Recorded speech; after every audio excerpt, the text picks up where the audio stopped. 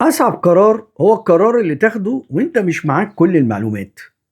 القادة مش دايما بيبقى عندهم الصورة كاملة، لكن القرارات لازم تتاخد.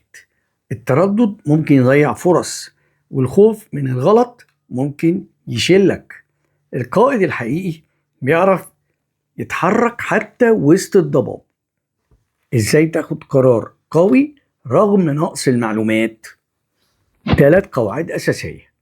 القاعدة الأولى: اعتمد على المعلومات المتاحة.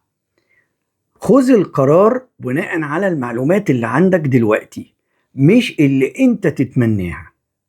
القاعدة التانية: حدد أسوأ سيناريو ممكن يحصل واستعد له، عشان لما تبقى عارف المخاطر مش هتتفاجئ. 3. اتخاذ القرار وتحرك بسرعة. القرار السريع مع تصحيح المسار كل شوية أفضل من انتظار الكمال. القائد العظيم مش اللي بيستنى الوضوح، القائد العظيم هو اللي بيصنعه.